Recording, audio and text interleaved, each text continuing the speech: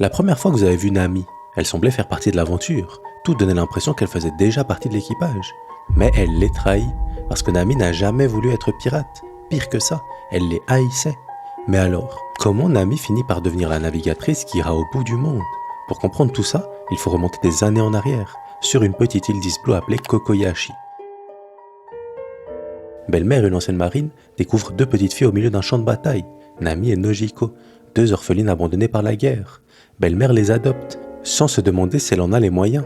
Elle les prend avec elle sur son île natale pour leur offrir une vie. Le problème, c'est que Belle-mère n'a rien. Elle cultive des mandarines, mais l'argent manque.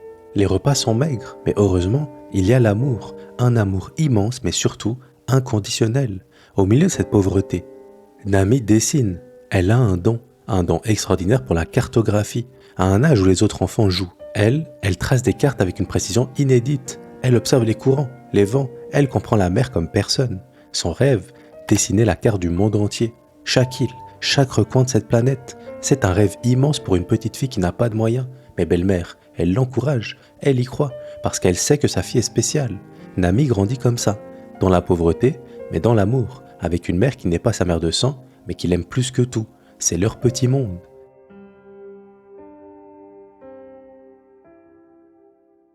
Mais un jour, tout s'effondre. Arlong. Ce nom va hanter Nami pendant de très longues années. Arlong est un homme-poisson, un pirate. Il débarque sur Kokoyashi avec une optique très simple. Chaque adulte doit payer 100 000 berries pour vivre. Chaque enfant, 50 000. Ceux qui ne peuvent pas payer, ils meurent. Vous comprenez ce qui se passe ici? Arlong transforme l'argent en droit de vivre. Du jour au lendemain, ta vie a un prix, littéralement. Si tu n'as pas la somme, tu disparais. Il matérialise sa haine des humains avec ce contrat. C'est ici que naît le traumatisme de Nami, celui de l'argent. Parce que pour une enfant de 10 ans, c'est une leçon terrifiante. L'argent n'est plus quelque chose d'abstrait. Ça devient la différence entre la vie et la mort. Cette leçon, elle va marquer Nami pour toujours.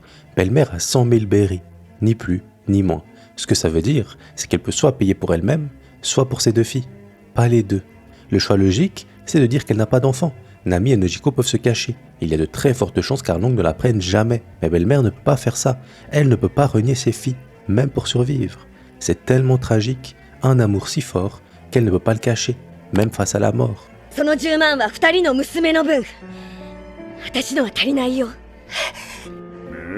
Oui, vous faites face à l'amour d'une mère.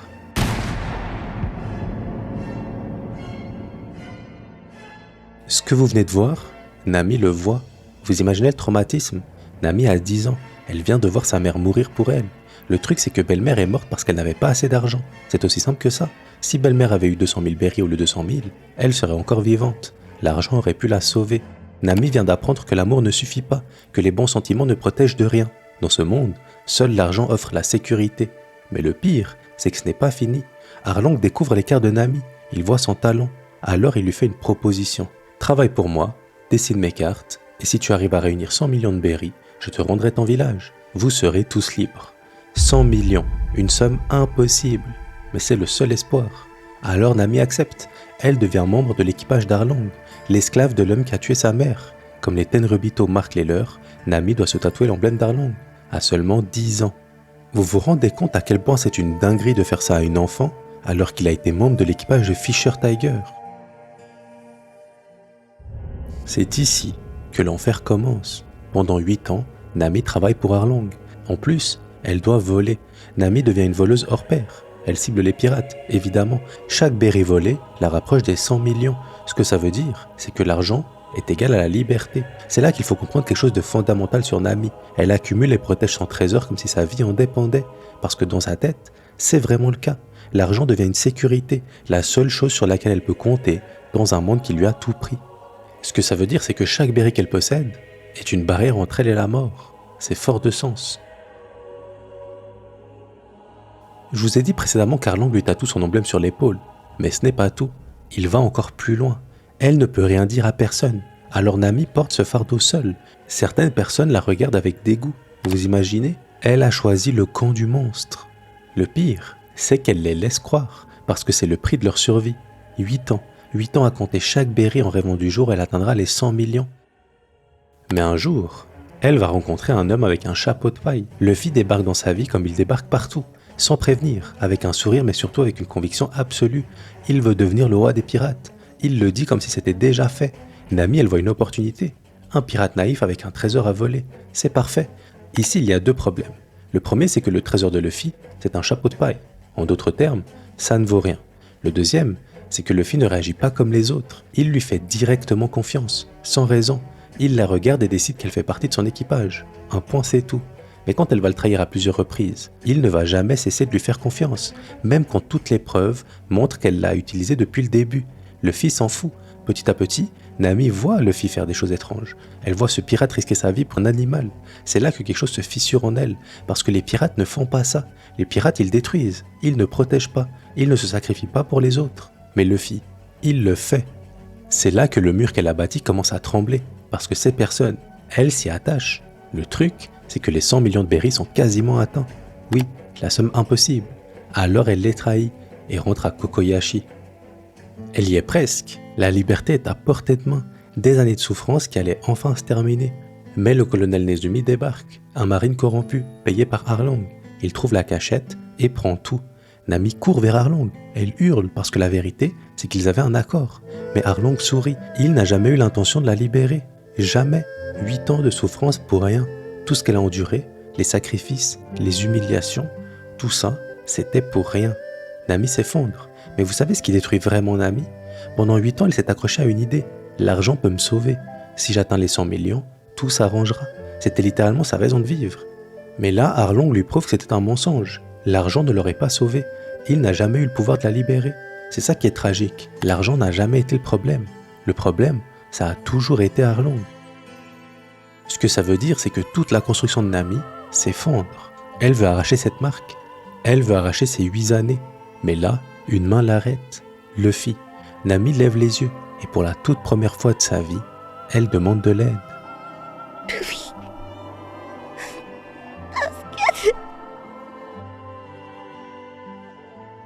3 mots. Mais ces 3 mots, ils changent tout. Vous réalisez ce qui vient de se passer ? Nami, qui ne comptait que sur elle-même, vient de demander de l'aide à un pirate. Luffy pose son chapeau sur sa tête. Le trésor qu'il protège plus que tout au monde, il le lui confie. Alors que Nami ne lui a jamais raconté son histoire. Mais Luffy, il s'en fout, parce que depuis le début, il savait que Nami était quelqu'un de bien. Puisqu'il a décidé que c'était son amie, si celle-ci a besoin de lui, alors il sera là.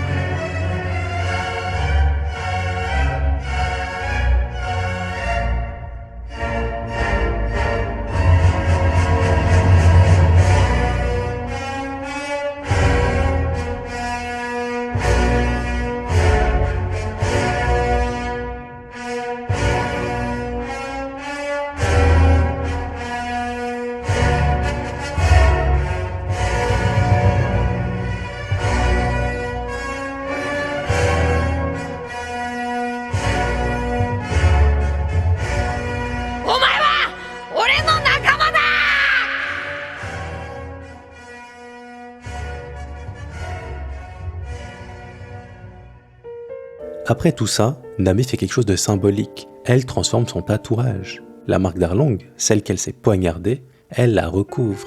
À la place, elle se fait tatouer une mandarine et un moulin à vent, les symboles de Belle-Mère et de Genzo, sa vraie famille. Elle prend la marque de son esclavage et elle en fait un symbole de liberté. Sans le savoir, elle fait exactement comme Fisher Tiger, le capitaine de Arlong. Vous vous rendez compte de l'écriture ? C'est ça, la renaissance de Nami. Elle peut enfin être elle-même, mais son obsession pour l'argent. Ça reste, mais ça change de nature. C'est devenu un trait de caractère, une particularité qui existe, mais qui n'est plus synonyme de vie ou de mort. On pourrait parler de plusieurs moments qui montrent son développement, mais il y en a un qui m'a profondément marqué. Ce moment, c'est quand Nami se retrouve face à Ulti, une des Tobi-repos de Kaido. Nami n'a aucune chance, mais Ulti lui pose une question très simple. Est-ce que Luffy va devenir le roi des pirates ? La réponse logique pour Ulti, c'est non. Dis non, et tu survis. Ce qu'elle ne sait pas, c'est que pour Nami, ça sonne comme « mens comme tu as menti pendant 8 ans, et tout ira bien ». L'ancienne Nami aurait menti sans hésiter, mais cette Nami-là, elle n'existe plus. Face à Ulti, face à la mort, Nami refuse de trahir Luffy. Pourquoi? Parce que dire que Luffy ne deviendra pas le roi des pirates, c'est trahir tout ce qu'il a fait pour elle. Luffy a détruit Arlong Park, parce que Nami avait besoin de lui. Il a mis son chapeau sur sa tête, son trésor, pour lui faire comprendre qu'elle pouvait compter sur lui. Alors maintenant, face à Ulti, Nami ne peut pas l'abandonner. Nami lui doit cette loyauté aveugle, cette conviction que peu importe combien de fois il tombera, il se relèvera toujours. Alors Nami finit par dire que c'est l'homme qui deviendra le roi des pirates. Elle le dit en pleurant, mais elle le dit quand même. Parce que c'est ça, croire en quelqu'un. Ce n'est pas croire quand c'est facile. Non, c'est croire quand c'est le plus difficile. J'ai une annonce. Dès ce soir, je reprends les lives sur Twitch et il serait quasiment tous les jours à partir de 21h. N'hésitez pas à passer. Voilà, j'espère que cette analyse vous a plu. Si c'est le cas, n'hésitez pas à me soutenir en partageant la vidéo. Je vous laisse avec ma vidéo sur Sanji. Merci beaucoup pour la force. Ciao, ciao.